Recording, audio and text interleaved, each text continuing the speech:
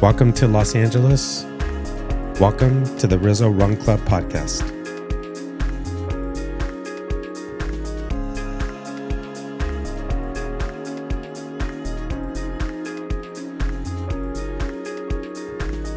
Okay, welcome to the Rizzo Run Club podcast.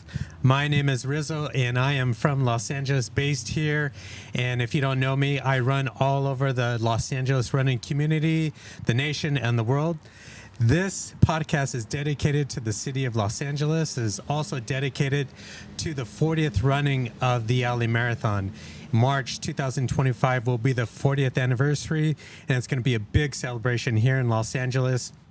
And we are welcoming you, wherever you are listening or watching, to come to LA next March. It's going to be an amazing party in Los Angeles.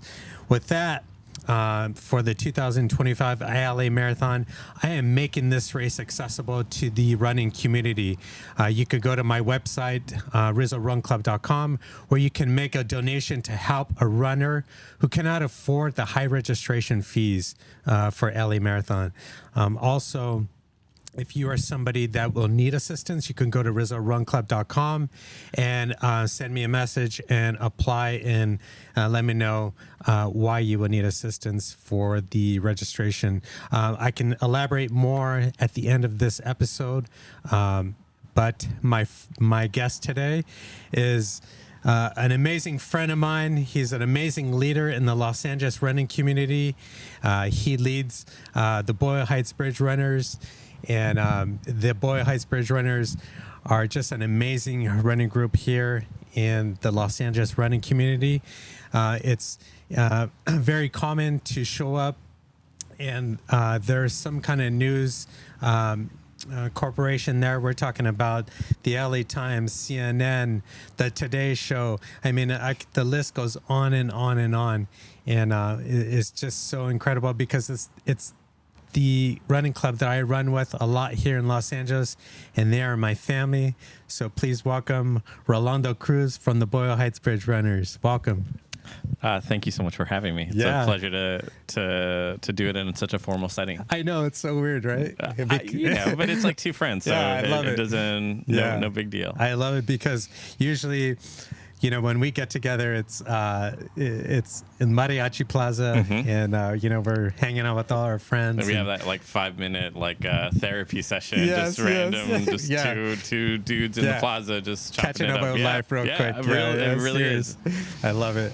So, before we get into the history of the Boyle Heights Bridge Runners and the history of the club, we are approaching on August 21st, 2024, the 11th anniversary of the Boyle Heights Bridge Runners. What are your thoughts when you hear that? I mean, tell me. Yeah, not to steal the quote that we just used a minute ago, but it has really been about, we don't count the days, we just make the days count. And so we've found ourselves in this unique space where we continue to stay consistent and we grow quietly. And so suddenly we're here. Yes, last year was our 10-year anniversary, and that felt like such an achievement. And you think of during that duration, we've gone through so many moments and pandemic, and then still to continue to be a community that is moving forward. And so I started thinking about the anniversaries around January, and I just started kind of thinking what is it that we want to look like, and what do we want to do? But in many ways, it's just also just taking a second to pause and celebrate the community, and I always emphasize that it's not about me, it's about we, and it's about we doing this, collectively. And I think that's part of the magic. So it's exciting to know that it's coming around. We've gotten so much support from, folks within the community and even folks outside of the community that have been super supportive of our work and the mission that we are about. Yeah. I remember last August, the 10-year, it was pretty amazing. We had so many people there, and it was great to see the community come together in Boyle Heights. but also the running community in general. We had a lot of running clubs come out, show their support, and it was truly, that was a party. Yeah. Yeah. And I always tell people, like, we have all of the ingredients that would lead us to not being successful, right? Yeah. We're asking people to come run. We're asking people to come run at night. Yeah. There is no parking. Never. You get me? Like all of these things that if I told you this, hey, come over, you're not gonna find parking. You're at the park super far, Yes. and we're gonna exercise in a somewhat kind of dicey neighborhood. Right. You're gonna say like, you know what, Rolando, I appreciate the invitation, but I'm gonna pass. Yeah. Right. And but somehow, some way, we've continued to be able to grow and gain and keep a lot of new members. And I think a part of that is that we just anchor ourselves in being accessible to everyone. Yeah. And so there isn't this like instant pressure. And I think you've seen our runs every Wednesday are a reflection of Los Angeles, of Boyle Heights, of the community. And so we have moms that come out with their kids. We have students. We have folks that are just trying to get back in shape. The whole nine, and then people just build off of that community. Yeah. I mean, yeah, it really is something else every Wednesday. It seems like a different story is being told. And I really love that. It's just incredible. I remember last year, I found this really intriguing and really admired this about you. The 10-year, I followed you around with the camera, and everybody just kept coming up to you and Elisa and saying, congratulations, and you got up to the stage, and even you would tell them in person, like, I don't know why you're telling me congratulations. This is about you. It's not about me. It's about you, the runner. And I always love that, Yeah. I think, one, it's a very Boyle Heights thing to just sort of say, like, this is something collectively, right? This is us as a community. If one of us succeed, we all succeed, right? And we want to kind of continue to celebrate and cheer each other on. But really, it is ultimately about everybody in there, right? Yeah. Like, this is why you never see things like where I'll say, like, I'm one of the leaders of the Bridge Runners, or, co-captain. Like, these are all terms that we don't really ever use. The group on Wednesday belongs to you as much as it belongs to me, as it belongs to Felicia, Lizette, Mando, whoever comes, Eric, anyone else that can come in, right? And I think that there's a beauty in that democracy of the group, is that there's just, collectively we can do this. Yeah. I kind of feel like, traveling from running club to running club, I feel like the most successful running clubs, and I tell people this all the time, is like when you show up to a club and you have that warm feeling, everyone's saying hello, everyone's giving you hugs. That's what happens every Wednesday at Boyle Heights. And I see it every Wednesday, like even new runners show up, and, our members are constantly introducing themselves and recognizing that they are new, and going to my point is that I've noticed that the most successful running clubs, and that's how I define success in a running club, is the camaraderie. It always starts at the top, and their leaders are always, preaching exactly what you're saying, and there are no really, it's about me, it's really about you. So it's, Yeah, I think that there's beauty in it, and also ultimately, like, if I am gone from this earth tomorrow, I would still want somebody else to pick up the mantle. Yeah. Right. Like it should never live or die with one. It should be for the entire community, and so I think that to me is like always been super important. I think that part of success is like, when that person is no longer there, that there is still somebody that will continue to champion that. Yeah. Favorite part, maybe in the past 11 years, or a couple in Boyle Heights Bridge Runners? Oh man, that's a great question. I think a part my favorite part has been honestly the network that it's been able to create. Meaning, like, there are people that have let me take a huge step back. Yeah.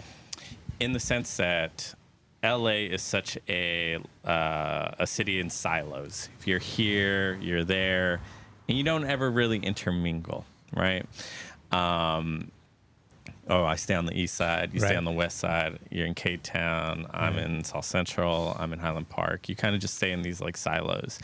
And I think the beauty of this group has been able to just see those silos kind of really melt away. And now it's just this huge, massive silo, and it's incredible. And just getting to know and meet folks from different walks of life has been really quite remarkable. So, I think that to me is like the beauty of it. There's just people that have come into my universe because of it and have made my circle much bigger, broader, and so this is like a level of support and community that is really hard to replicate, and it's all been very organic, and we've been able to just build this on consistency, right? Like we're never given like this big pot of money or like this, spotlight. All of that stuff came afterwards. Not the money, but the spotlight, really, So it's been kind of a beautiful thing. And so I think I sit back and sometimes people ask me like, this is quite remarkable.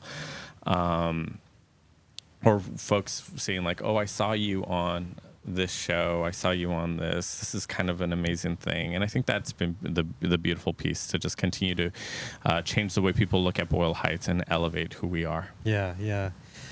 I mean, speaking of the spotlight, just so much national attention, it seems like, on an annual basis. Yeah. I was explaining at the beginning, I'm always there early with the drone, and you're always there early, and you're always in an interview with somebody, and I have a face for radio, that's why. Yeah. I guess I've asked you this before, in private, but what do you think it is that draws national attention to the Boyle Heights Bridge Runners? And I could think of like a good handful of great running clubs in Los Angeles, and they're not even getting a tenth of the attention that we are getting. I mean, the Today Show was just a recent one that was pretty big. What do you think it is? Yeah, I think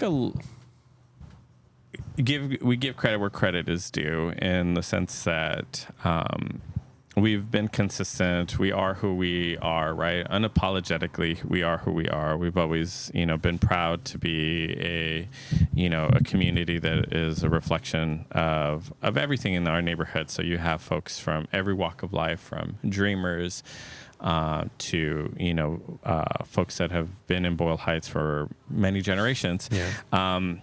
And I think we have always been just consistent about this is who we are, who we are as a community.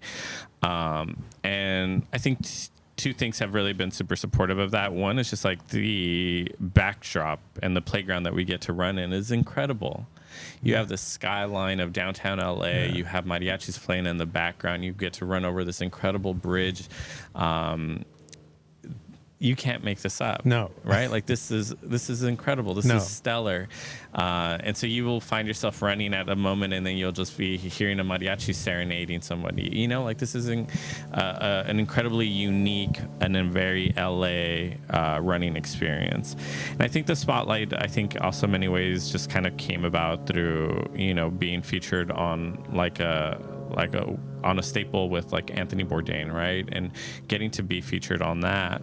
While our segment was, a brief one, it was something that got to represent Boyle Heights. And I think it got to represent, running communities of color on this like huge spotlight. And so I think from there, like suddenly like our friends like start to pick it up, right? So it's like Bourdain happens, Lisa Ling's The Takeout on with Lisa Ling comes out, and then Roy Choi does his segment on us, and like again all of our friends start to kind of like bubble up, and you put that on TV it looks incredible.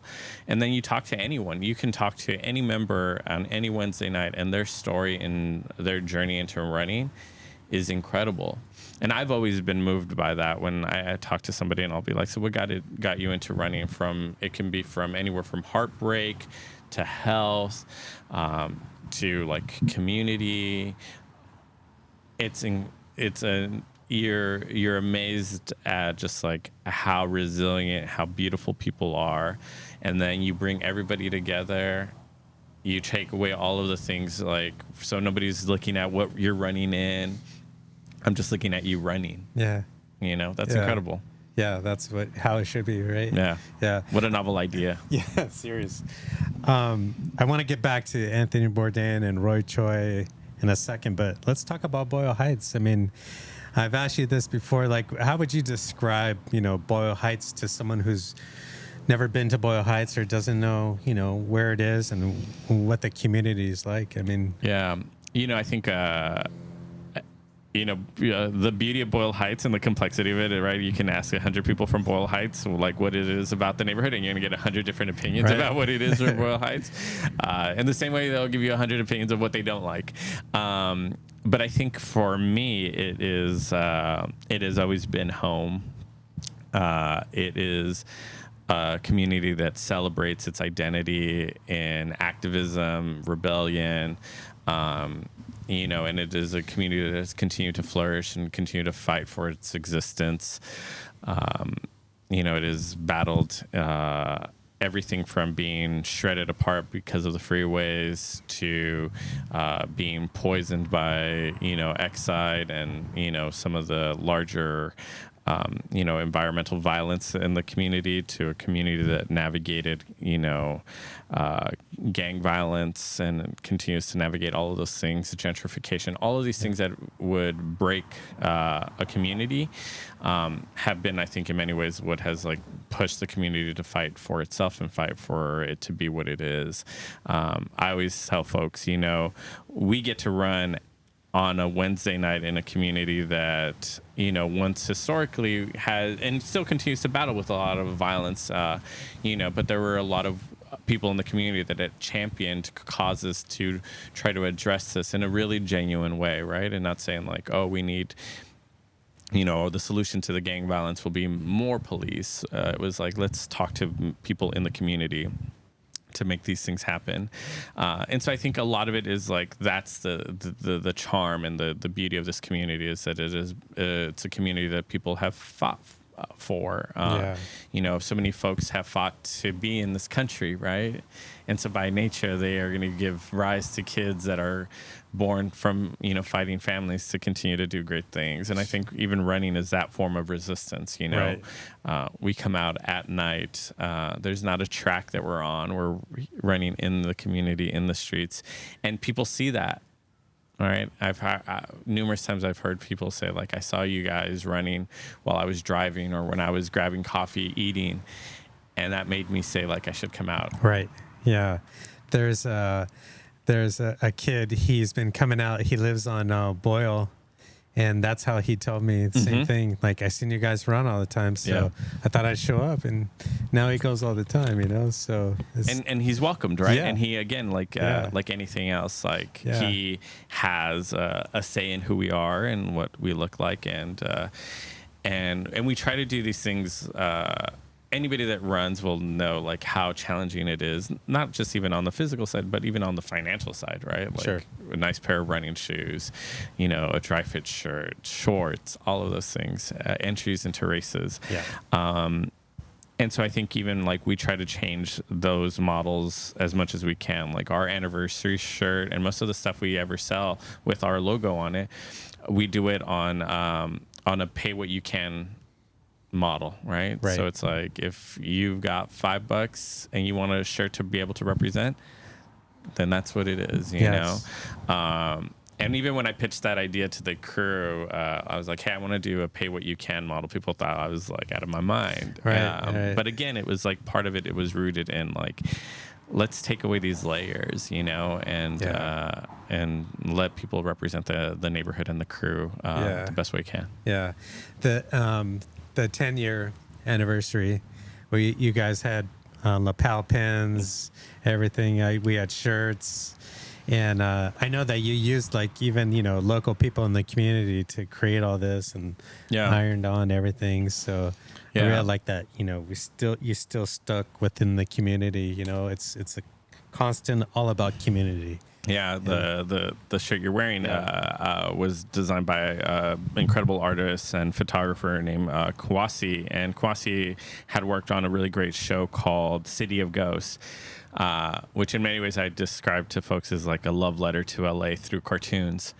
And again, like I saw his work and the work that they had done. I reached out and I was like, hey, this is what we've got going. And the first thing is like, I love what you guys are about. Absolutely. Yeah. And again, it's like keeping that in LA and with, for the community. Yeah. And big topic in Boyle Heights, obviously, is gentrification, Yeah. And, it's been an amazing 10 years and now we're approaching 11 years. How have you seen that gentrification affect the community? You've been here every Wednesday, and yeah, I think anytime we have the conversation about Boyle Heights, it's inevitable that the conversation about gentrification emerges, and I think it's a tough one because it affects not only our community but all of LA, and I think it's a challenge because while there are so many things to celebrate about LA also is navigating and battling some like really large problems. And we've always like really been active and vocal about talking about, the consequences of gentrification. And, Los Angeles has a growing and has had for a long time a growing unhoused population, right? And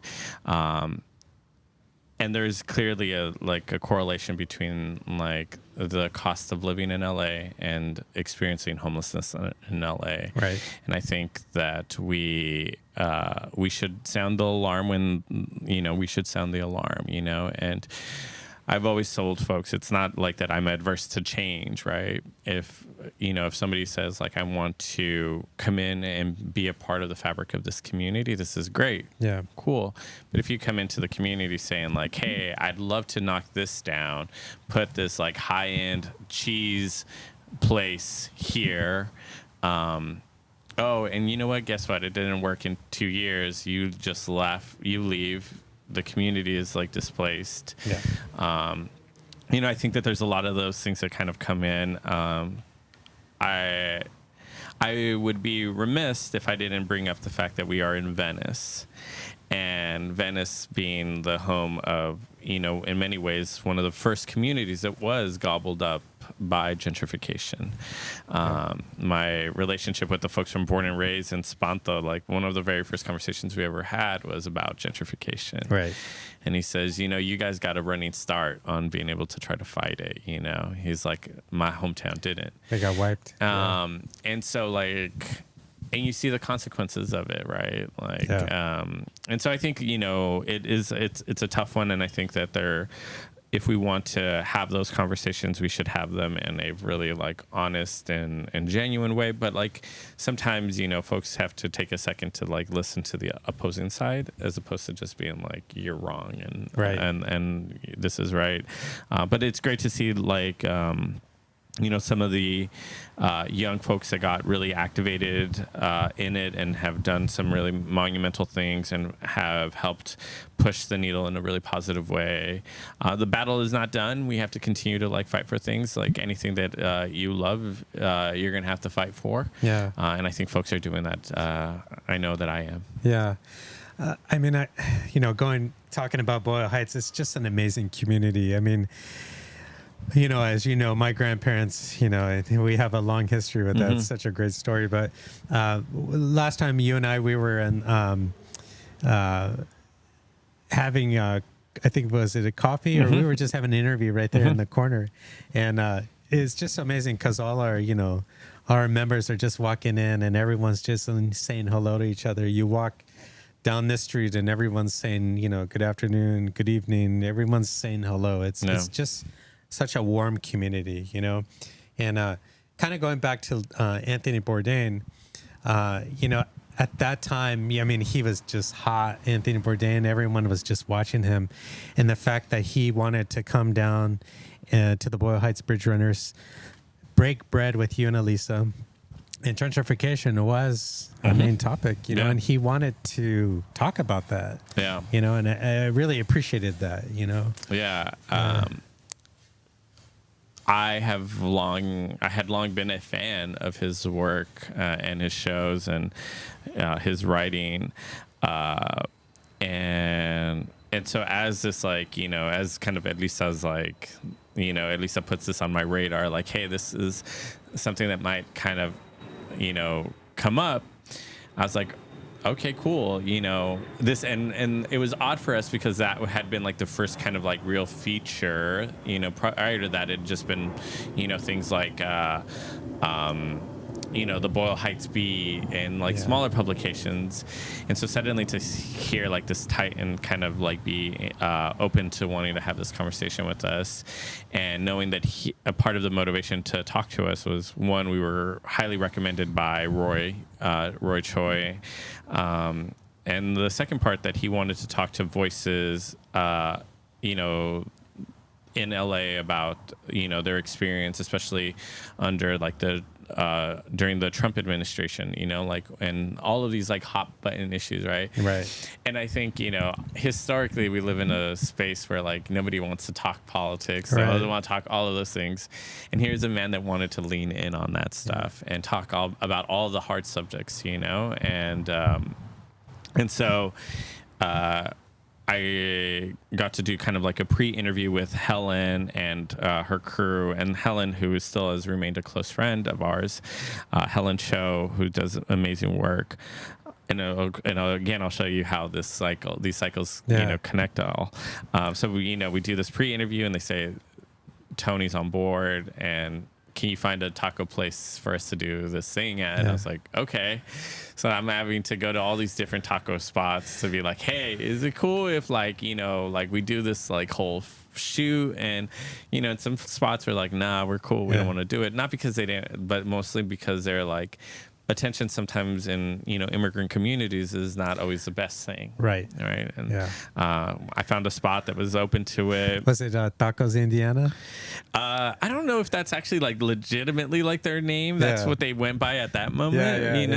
But if you're a taco truck, te pones donde sea, you get me? You're gonna pull up wherever, Sure. So it could, you and I could set up right down the street, and suddenly it's Rizzo's Tacos, and we might be 2 blocks down, it's Rolly's Tacos, So, but we were able to get that stuff, kicked, baked in, and then, we pull up for the shoot, and you sometimes see somebody and you're like, there's no way this fool is as cool as he looks like on TV. Right.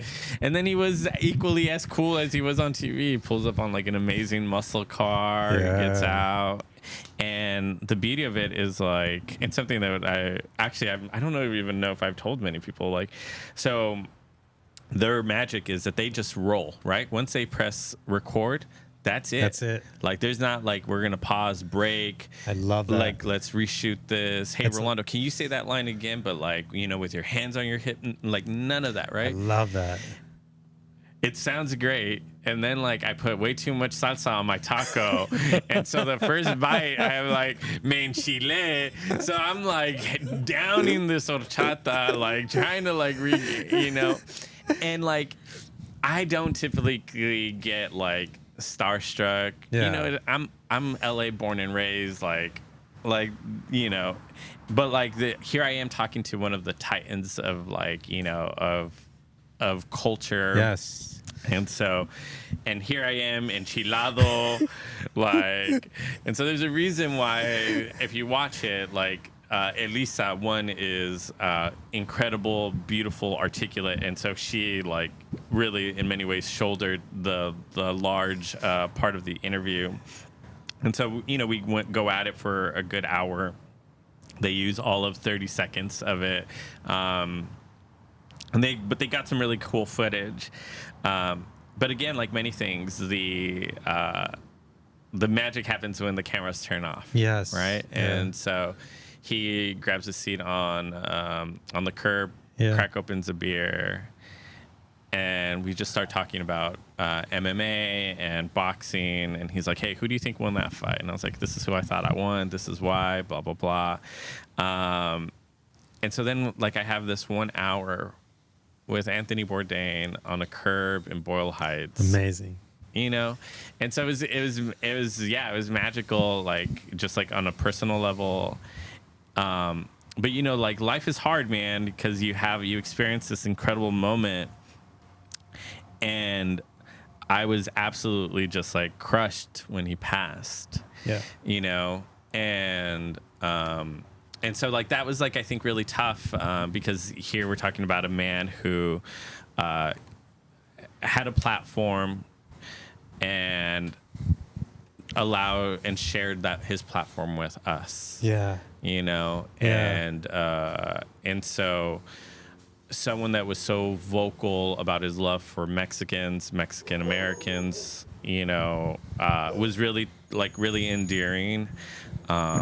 You know, and you know, in my office, I still have, you know, artwork, you know, with him, you know, raising my daughter. Like I've made her watch episodes of this. She knows who Tony Bourdain is, you know, and so I think like my best way to like pay that homage is like to continue to just push, like, you know, folks like that, like, you know, in a world that is so heavily divided, we realize like over a meal, we can chop it up and I can be with whoever, whenever. And it was beautiful. And I think for me, I take that now how I move within like every space, you know, like in a space of no judgment. I just want to chop it up with you. Yeah. Yeah. Amazing. I was going to ask you exactly what you just described. So thank you for sharing. I mean, I wanted to know, you know, what that day was like when you found out, but you know, it was a tough day. I kind of feel like it was a tough day for a lot of Anthony Bourdain fans, but you know, he did represent so much culture and showed, you know, culture around the world too. Yeah. You know? You know, it's interesting. I was at work and I'm in the elevator and this guy looks at me and he goes, "You were on Anthony Bourdain, weren't you?" And I was like, "I was," you know, and mind you, this has now been several years. And so, you know, or another story I haven't really told many folks is I remember, because people ask me like, that must have been really dope. And people will say like, you know, what was, you know, some of the cool pieces. And one is that just having conversation with him on the curb. But I was in Little Tokyo and this guy comes up to me and he goes, "You're Rolly, aren't you?" And I was like, "Yeah." He's like, "You were on the show with Anthony Bourdain." And I was like, "Yeah, I was," you know, and he goes, "You might not remember this, but you and I actually went to high school together." And I was like, man, that was ages ago. Yeah. You know, and he goes, "No," he goes, "Our interaction in high school wasn't a positive one." And so now my now my Rolodex, I was like, okay, I don't know what direction this is gonna go in, right? And he goes, "No," he goes, we were in the auditorium and we were watching something and there was a scene where two men kissed. And he goes, "And I said something super ignorant. And you turned around and you said, 'What's wrong with people being gay?'" And he's like, and I remember just shrinking in that moment. And that was my only interaction with you. And then fast forward, you know, like I see you again on the show. And he goes, and he was like, and I was like, man, and it made me think of that moment. And I was like, you know, like we're all young and at certain points we say something that is ill-informed, ignorant, hateful even. Sure. And And I was like, but the key is like, as long as you don't hold those same sentiments now and have been able to grow, then that's the key there, you know? Yeah. And so I think like to be able to have this conversation in Little Tokyo with a guy who I had not seen in ages and say like, wow, like there's that guy. He checked me back in the day. And maybe whatever his journey may have been, like it made him think of that moment and made him think of like, you know, looking at the world differently. And so those are like those little things, you get me, that I feel like have been really remarkable for me. Yeah, incredible. I have to ask you a very important question. How did Anthony Bourdain handle the chili on the tacos, dude? He did fine, man. He did way better than I did because I'm the one over there like turning red, like coughing up a lung. I'm just and I was like in my head, like if you would have painted any worst case scenario, that would have been it. You know? And here I am, like dying on some al pastor with just because I probably tried to impress him by being like, look at how Mexican I am, and go too heavy-handed. They probably wanted to do like a 1 minute segment instead of the 30, but you were kind of losing your shit a little bit. Lost it right out of the gate, you know, like. You know when you see somebody just come out of like the gate and they just tumble? That was me. Like, you know, watching the episode though, you can't tell that I almost died off of yeah. What season was that? Just in case anybody wanted to look it up and watch it. Season 9. And I think it's got to be like one of the very first episodes of season 9. But it's the LA episode. Yeah. Amazing. Yeah. And then also Roy Choi, we can talk about that real quick too. I mean, it's an amazing episode. He comes out, I think it was during the pandemic, right? Mm-hmm. Or when it was coming in an end. But I didn't realize he actually did go run. Yeah. And it was when they were constructing the 6th Street Bridge. Right. So that 1st Street Bridge going back is just brutal. Yeah. I mean, he hated it. Yeah. He hated it. Again, like, you know, how I started off talking about kind of these like silos melting away.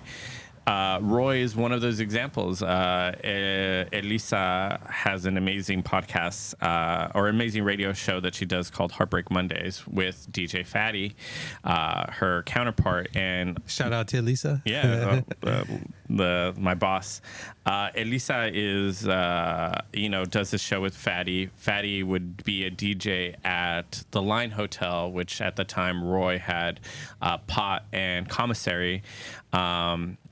And so that's how that whole relationship and friendship had kind of spun off. And when Roy started to do Broken Bread, he did a phenomenal job on season 1. We were brought on in season 2 for his episode on food as resistance. And the beauty of that is, you know, we get... once they had wrapped part of that episode, they were like, hey, we're going to have a huge cookout in Elysian Park. You guys should come out. I asked Elisa, I was like, hey, do you want to go to this? And she was like, not so much, you know. And I was like, all right. I had let Mondo know. And Mondo was like, he's like, yeah, he's like, I have to work, but maybe. And then he hits me up and he's like, hey, we should go. He's like, I'm free. And I was like, and I'm like typically a homebody, like, right. And so he's like, no, let's just go. And I was like, all right, sure, we'll go. So we get there and we're in line to get something to eat. And in the corner, I see this dude on his phone. And I was like, oh, that's Spanto from Born and Raised. And I legitimately believe you should give somebody their flowers when they're here, right? Like, and so I just go up to him and I was like, hey, man, like, I just want to say, like, what you've done with Born and Raised is remarkable. And, you know, I just want to give you that credit. And his, like, first question to me was like, hey, where are you from? And I was like, I'm from Boyle Heights. And he's like, cool. He's all like, let me get your number real quick. So we exchanged numbers, and then we're at a table, and Esteban Orial is there, and we're just cracking jokes and just chopping it up. And he's like, let me hit you up soon. And I was like, all right, cool. And, you know, and that was it. Nothing like, and then months go by. Sure. My daughter's birthday on September, you know, and we had taken her to Disneyland, and we just got back. And I get a call, and it's from Spanto, and he's like, "Hey, where you at?" And I was like, "I just got home from Disneyland." And he's like, "Meet me at Mariachi Plaza in like 10 minutes." And I was like, "All right." And so I go and meet up with him. And he's like, "Hey, are we going to be cool in this neighborhood?" I was like, "You're with me. We're going to be all right in this neighborhood. We're going to be straight."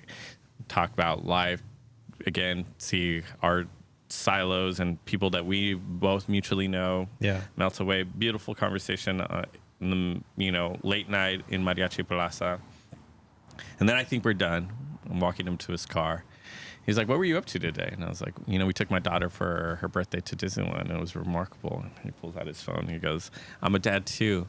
And then we start talking about our daughters for another hour, and so again, like, all of these like silos, like, that we live in just melt away. And all why? Because of the bridge runners. Right. And I think there's something beautiful in the fact that like bridges are designed to connect you, right, through terrain that you probably shouldn't be able to pass. But here, these like remarkable structures connect us. Yeah. And I think there's a beauty in the fact that like that's who we are as a crew and as a community. And so to answer your very, very first question of like, why the spotlight? I think a part of it is that like we've connected with segments of Los Angeles, segments of this city that you fall in love with. And, we often talk about like, people like, it's so easy to just badmouth LA and say, it's this, it's that. Right. All that always just tells me is you're doing it wrong. Right. You don't really know this city. You don't know LA. Yeah. And so I think like that's what I love it. And I think there's a beauty in that piece. Yeah. That's amazing. Yeah. Do you still keep in touch with Roy? Every so often we'll hear from him. He's probably one of the more busier human beings. But he's always just been super supportive of the work. And again, like we're talking about a renowned chef who gets a show and is like, I want to do this and I want to feature the Bridge Runners. Yeah, it's so great. Yeah. Amazing. I have to ask you this question, and I ask you because I'm hoping that people that listen to this are watching. This is Los Angeles based, right? And I always tell people on the podcast that we're just hoping that these stories can encourage or inspire someone within their own communities to get out. But the Boyle Heights Bridge Runners still, to this day, 11 years, right, have not accepted a sponsor. And I know in private conversations with you, you are getting hit up by every major shoe company, and not only shoe company, we're talking about big corporations, very famous corporations. Right. I'm not going to say their names, but and you still refuse to accept. Now I know we do have affiliations with some running companies, but it's because the community, right? I mean, elaborate on that a little bit. Yeah, I think, again, we should give credit where credit is due, right? REI and Brooks have been incredible folks to us as a group. REI had reached out early on, and their first thing was like, like we want to treat you as a partner. How can we, ensure that we do this in a way that is really organic, and they were just super kind with us, and provided us with resources that we were able to distribute. Joe Nisha, who's over at REI, would come out to some of our runs and give away $50 gift cards to just members. Yeah. Would give free memberships to REI, and then so we would have these like really positive relationships that were again organic, where they were never like, hey, if you guys make 3 posts with us and do none of that. It was just like, hey, like we just believe in what you all are doing. And then through REI, they were like, hey, we are working with Brooks, and Brooks would want to feature something with you all. And then our meeting with Brooks was like, hey, great. Like, we want to feature a woman of color, and allowed to speak in her language. And she was allowed to do this thing in Spanish. Again, like they were like pushed creatively in a way that they were like, well, we didn't expect this, Yeah. And then their response and the engagement has been phenomenal, and Brooks has been so supportive of me and the team. And if I ever see somebody that like I could tell could benefit from a new pair of running shoes, if I drop a quick email to Carly over there, in a week I have a pair of shoes that I could give away, you know?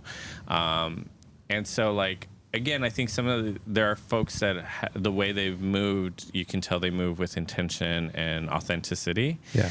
And so I think that like REI and Brooks has been, you know, a staple in that. And I think that's been really positive. I think, you know, I had a conversation once with one of these sort of larger, you know, entities, probably one of the largest ones. And they said,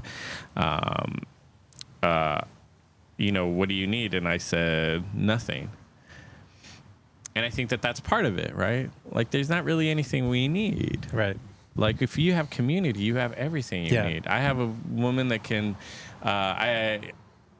before I say this story, like, you know, I had another major corporation say like, we want you to try out our shoes, but after after you try them on, people have to give them back. And I was like, so what's the point? And they're like, well, we bring the ambiance. And I was like, no, we bring the ambiance. Right. So what's the point? Right.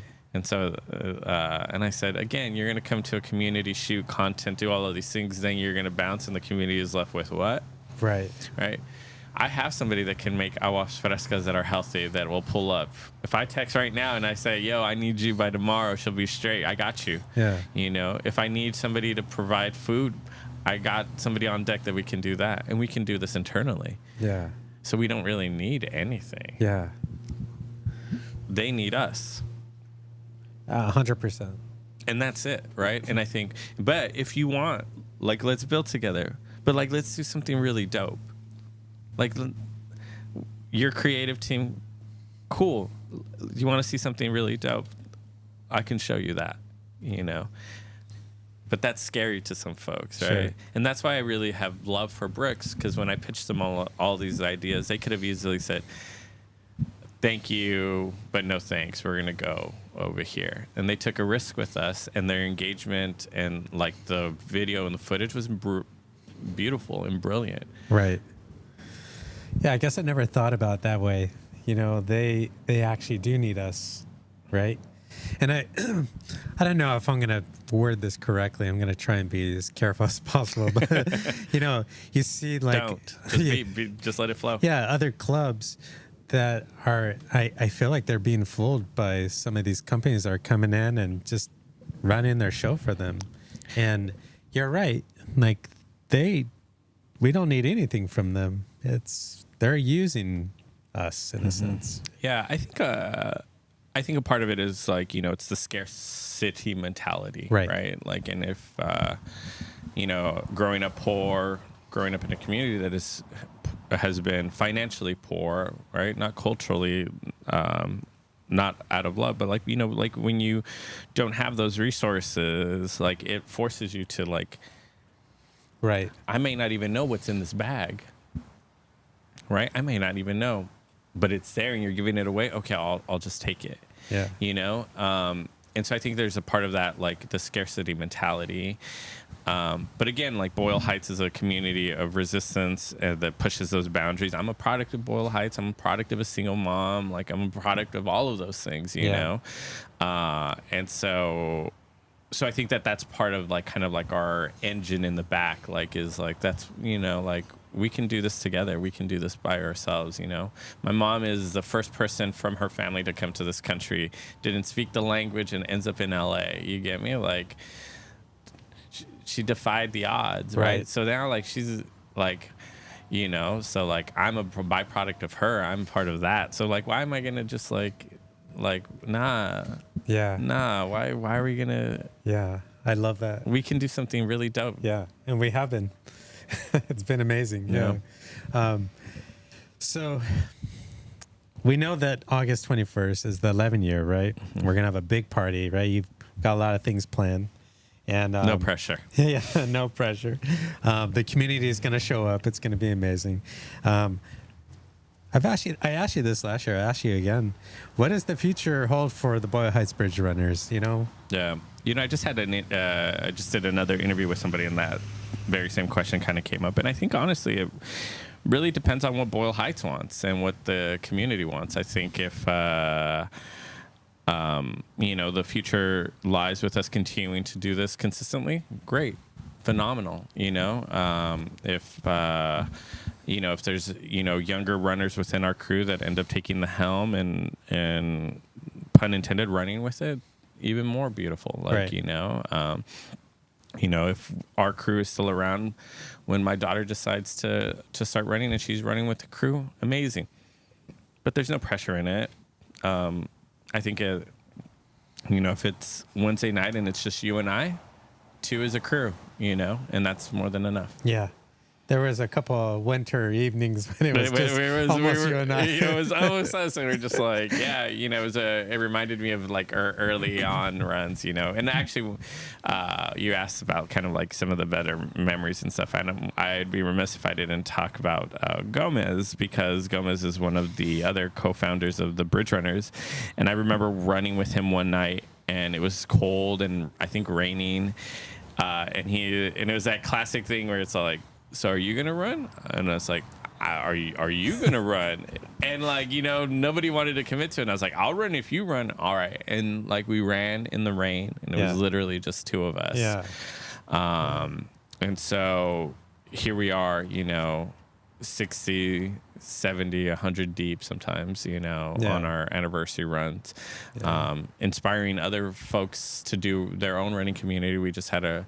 We did the K-Town running relay, and this one crew was all like, "You guys are OGs in this running game," and inspired us to do our thing. Yeah, incredible, amazing. Yeah. One of the OGs for sure. Yeah, wild to think about it. Yeah. Do you feel like other OGs in the area? There's a couple of clubs been around a long time, like Rondelay, they've been around a long time. Yeah. Blacklist. Do they ever reach out to collaborate? I know K-Town does. Yeah, K-Town has always been really good. I think what we've always sort of seen is like the Bridge Runners runs kind of like the Wu-Tang Clan, right? So there's no real like hierarchy in the you can go off and do your own thing. And so we have had numerous instances where folks that run with us go run with those crews. They'll kind of come in and join us for stuff. But we've, sometimes there's some folks that like, who I genuinely respect, that they have like a running regimen where they run with Rondelay on Mondays, they run with Highland Park on Tuesday, run with us on Wednesday, I've known some folks that will run with us on Wednesday and then go right after us to go run with Night Terror out in Mid-City. So, I think that's the beauty of it. And if you're able to just kind of like get that spiritual and physical needs met by the running community in LA, then that's a win for you. Yeah, awesome. Yeah, so if you're watching or listening, August 21st, 11-year anniversary, Mariachi Plaza. We meet at 7:45. It's going to be a big party. There's a 3-mile option, 2-mile option as well. Walkers are invited. You get to run over the 6th Street Bridge. It's just pure magic. I just can't tell you enough how amazing it is. So if you're around, please come by. I want to talk about LA Marathon. 40th running coming up March. It's going to be a huge celebration in Los Angeles. And what I talked about at the beginning was trying to make the race accessible. It's important to me. I was actually at the Boyle Heights Bridge Runners last year, and there's a kid there who runs extremely fast. Mm-hmm. And he told me he was going to try and do a sub-3 at LA, the 2024. And I saw him the following week after LA. I'm like, so what happened? How'd you do? And he's just, I didn't work out. I just didn't. No, I didn't make it, man. And I was like, why? I thought you were signed up. And long story short, when I left for the evening, I said bye to him, and he said, "Hey Rizzo, sponsor me, man. Sponsor me next year. Sponsor me." And I realized that he didn't run because he couldn't afford it, and it made me upset. And you and I talked about this last week. There is a need for this to make this race accessible. I had a guest on a couple of weeks ago, and I explained that in Europe, they had their races. When you're approaching the finish line, they cut you to the right for the people that have paid, but the people who have not paid, there's a certain lane for them, and they still get to cross the finish line, except they don't get a medal because they still want people to participate, and there is a need for this, correct? 1,000%. Yeah. Running is super elitist, right? It's like a super elite sport, and it's a very elitist sport. And so it's like, okay, so then what do we do, right? And I think running for us has always been a form of resistance. And so how do we resist, right? And I think that your alternatives and your measures to be able to meet this need are a form of that resistance, right? Right. Let's upset the apple cart here. And because you and I have known the beauty and the impact that running has had on us, but it is also at a financial cost, right? Yes. A good pair of running shoes is going to cost you upwards of $100 and something. Yeah. Right? Yeah. Shirt that you're wearing is $50. Right. Dry fit shorts going to cost you another $60. Yeah. Okay, and now we're just talking wardrobe. Yeah. We haven't even talked about like signing registration, up, registration, training, all of those other things. And so, I'm always amazed at how talented and how elite. Because some people always want to ask, like, "Oh, do you have runners that are fast?" I was like, "We have a ton of elite runners." And the key is that, like, do we provide the level of accessibility for folks to enter these spaces? Because once you let us in the door, man, right, good luck trying to kick us out. Right. And so I think we use that level of creativity, and kind of, I think what you're thinking of is brilliant. This is how we upset the apple cart. Right. And again, we can collectively begin to do this. And I guarantee you, the second that we start kind of putting some real, like elbow grease behind this, you're going to see folks really kind of chiming in and saying, like, absolutely. Yeah, absolutely. The second that this goes out, I guarantee you some of these partners that we've worked with in the past will send me an email and say, Rolando, what can we do here? Right. Yeah. And so I think it's beautiful. And I think there's a ripple effect, a domino effect that will happen, like that person that gets the door open for them will continue to go off and do great things, and then provide that door and that level of accessibility for the next person. Yeah. I kind of feel like you're right. You're correct. It is a form of resistance. I also want to show everyone, because I've never seen this. So I want to show everyone, you know what? These are the things that are possible to do. It is possible to create this and make this accessible. And I'm just hoping that you're right. Maybe it is somebody that we help register for the race that needed assistance, and maybe in a year's time they go out and do something very similar. And then you're right, it's the ripple effect, right? Yeah. And I always tell people, I was like, because people have this misinterpretation that I must have been an athlete going in high school and did track, and I did none of that. Yeah. None of that. I discovered running in way later in my life, and I'm only running because of the Bridge Runners. I'm only building this level of community because of the Bridge Runners. Yeah. And why is that? Because somebody let me in the door. Right. And now I'm in there, and so now how can I make sure to bring the rest More of the people. folks Yeah. in? Yeah, I love that. LA Marathon, are you going to run LA Marathon next year? 40th? I mean, I put you on the camera. I put you on the spire. I don't know. I have this I don't, one, I'm not the fastest runner. So like a part of me, sometimes I just do, I've done the LA Marathon 4 times, and I do it because it's my love for the city. I'm still on the fence, I'm still on the fence. Like it might be one of those things when I wake up at 5 a.m. and be like, you know what, I'm gonna just do it. Let's thug it out, and Sure. So there's a possibility I might pull up, but if not, I will be out there supporting everyone doing it. Yeah, which I'll get back to in a second. But if you're watching or listening, I always give Rolando a hard time. I say he's like my wife. They're like Jay-Z. They retire from running and then they come out of nowhere. This is how rumors get started. Yeah.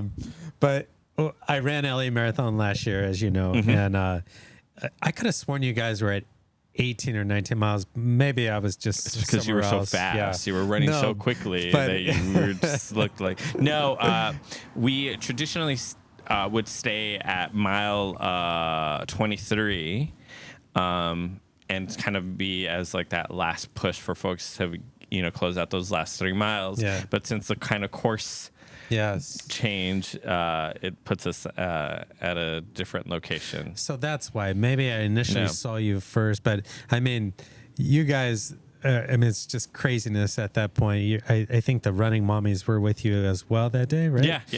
It was just, I couldn't even hear myself think as I passed you guys. Yeah, they got like a banda out in the whole nine. Oh my God, it was crazy. So, big love to the Boyle Heights Bridge Runners for always showing up on the LA Marathon. But you said you ran 4? Did you run Stadium to the Sea? Yeah, I did. I did 3 Stadium to the Sea, and then the last one was this new into Century City. Yeah, and clearly your favorite is City to the Sea. If I could go from the east side to the west side, let's go. And I love what you just said though, but about LA Marathon, it's our city, and that's why you'll run it. I know, a lot of people upset about the course change and Frank McCourt, but I don't know if you have the same sentiment. I feel like, yes, I am upset that they changed the course. If you left it up to me, I've run 4 LA Marathon courses. Left it up to me, it'd be the first one I ran, which started in downtown LA and ended in downtown LA. It was such an amazing course. But, what are your thoughts on that in terms of, Frank McCourt, the course changed, and this is still our city. I mean, we should still get out there and run it. Do you have any? Yeah, I think, running is always very personal, right? And I think like if you are in a space where you're like going to wake up and you're like, you know what, this is something I want to do. This is like where my head's at. We're going to do it no matter what the course is, right? Yeah. And I think if you're a runner, you're a runner. You're going to just like, and like I said, like I love this city. And so like, you could have me running through all kinds of neighborhoods and I'm game, Right. And so I think it's one of those, like, I'm going to pull up no matter what it is. And I think there is a level of beauty when you do, like, the Stadium to the Sea. But, like, the idea of, like, just running throughout L.A., starting in downtown, ending in downtown, I think there's, like, a level of creativity that the city has. And I think we should also exhibit it in our running courses. Right. The beauty of it. Imagine going through, like, all of these. Because, like, yeah, I get going, from downtown and then through Hollywood. But, like, imagine give people an opportunity to experience all the different facets of LA. Get to check out, add that, Chinatown, Filipino town. Get to go through MacArthur Park, go through K-Town. Yeah. Like, really, like, let's lean into it. I think there's some magic there. Yeah, I mean, that's what I try and tell everybody. Like, let's put our differences aside. This is our city. This is Los Angeles. Let's go out. Let's run it. Let's have a great time. So, yeah. And I kind of feel like there's a lot of Boyle Heights Bridge Runners going to be participating next year. I know. Yeah, I think that there's, like, some bubbling up already. There's definitely, like, a core group that's already kind of, like, leaned in and excited to do it. And, I think... whether you're wearing our shirt or not when you're out there, or whether you run with us once, or we've been your staple running crew, I think it's still great to see people enjoy LA. Yeah, incredible. I mean, I'm gonna kind of wrap it up. Anything you want to tell anybody about Boyle Heights Bridge Runners that we didn't kind of touch on, or Boyle Heights? No, I would just want to say, I wanted to say thank you to you. I think.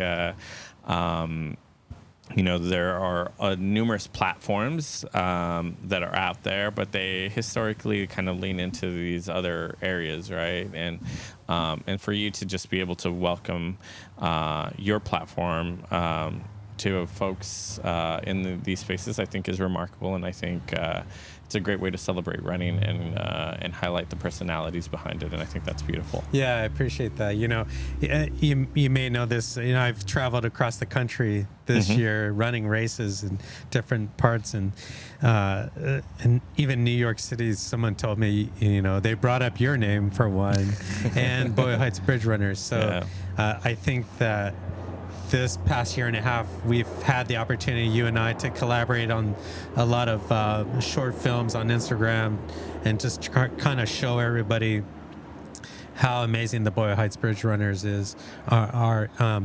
I was with a big running influencer at the marathon trials, the Olympic trials weeks ago, in January for the marathon, and he told me too the same thing. Boyle Heights Bridge Runners. So, everyone sees our story, and I'm just so happy and proud to be a part of it. So, it's been amazing. So, thank you for thank you. Our crew has the name of the community in it, right? And so, everything we have to do and how we do it is I have to do right by the community that we rep, right? Because my neighborhood is going to be the first one to tell me if I do something that's off-brand and not like really the vibe. And so a big kind of my northern star is to just continue to do things that I know the community will be proud of, and that my daughter will be proud of, and just be able to see like, yo, my dad did some really dope stuff here. Absolutely. So if you, anyone watching or listening wanted to follow Boyle Heights Bridge Runners on social media platforms, Instagram is Instagram, Twitter. You'll find you look us up, Boyle Heights Bridge Runners. It's pretty much the name. Yeah, that's it. Yeah. So, amazing things. I feel like in the next couple of years, and the conversations we've had behind the scenes. So, I'm really looking forward to it. So if you're ever in Los Angeles, you're always welcome to come down to Mariachi Plaza, 745. Send Rolando a message, send me a message, and we'll be happy to make sure and welcome you into the group. It's an amazing run. So again, RizzoRunClub.com. I am accepting donations for the LA Marathon. Is to help the LA running community. For those who need assistance with the registration fees, we want everyone in Los Angeles to participate. It's going to be a huge party in March 2025. If you are somebody that would like to apply for assistance, you can go to RizzoRunClub.com. Hit contact. You can send me a message. Let me know your story, and I will do my best to make sure you are registered for the race next year. And just so you know, any correspondence between you and I will remain completely confidential unless you'd like to come on here and tell your story. But I want you to know that there's confidentiality between you and I on the assistance for the fees. But again, thank you for watching. If you watched to this point, the best way to support this podcast is to subscribe, and we will see you next week. I think that's it. Appreciate it. All right.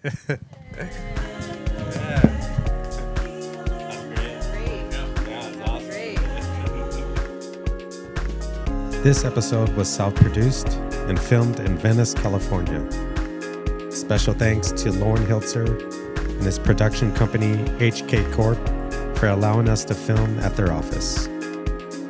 The best way to support this channel is to subscribe and like. If you are interested in sponsoring an episode, you can contact me at Rizzo@RizzoRunClub.com. Thank you for watching. We'll see you next week.